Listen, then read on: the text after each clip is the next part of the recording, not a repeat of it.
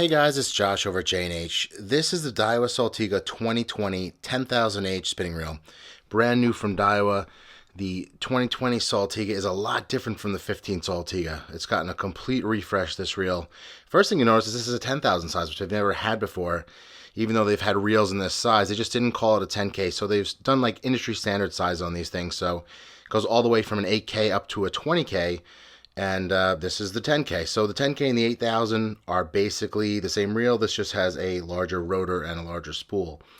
So the main changes from this in the 2015 is first, of course, this body, this monocoque body, this new design they've been using. It's kind of an old design. You know, you've seen it on like Van Sol, Luxors, crack reels of old. And what's really cool about it is because it's circular, it gives a lot more room in there for a main gear. So you get a much bigger main gear based on the size. You might have seen this in their like Certate LT and the Exist LT. So even though you have a smaller body, you can get a much bigger gear. Now, they didn't do this with the offshore, of course, because this is their big game reel, but there's just a massive gear in here. About 80% of this is gear. It's also thicker and 12% larger than the previous generation. So it's twice as powerful of a gear as the 2015, which is just a huge upgrade. They have made the rotor twice as rigid too, so that's going to just reduce flex. Long cast spool in here. I don't know if you could see this is an ABS spool. You can actually see that it gets thinner down at the bottom than it does at the top to help with casting. You know, with these things, you're not doing, crazy distance with them, but when you're on the boat and then you've just sort of got weird angles when you're popping topwater stuff, it's good to be able to, have that longer casting spool.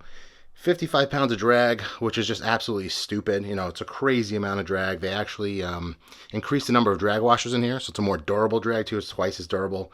So Daiwa's really doing things just to make these reels better. Nice click out of the drag system. Here's that nice air bail. Thick, you can get a good grip on it. It's manual, so you got to flip that over to engage it.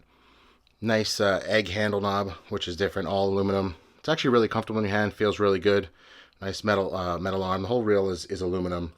13 ball bearings. It's stupid smooth. I mean, the engineers at Daiwa are like wizards when it comes to this stuff. 23.1 ounces, which again is about the same weight as a reel of this size is what you would expect. 5.8 to 1 gear ratio, so jigging and popping, sort of an in-betweener type of reel, so you can do both with it. And it's going to hold about 330 yards at 50-pound test braid. If you use a thinner braid like a Max Quattro, you're going to get more line on there. Retails for $1,000.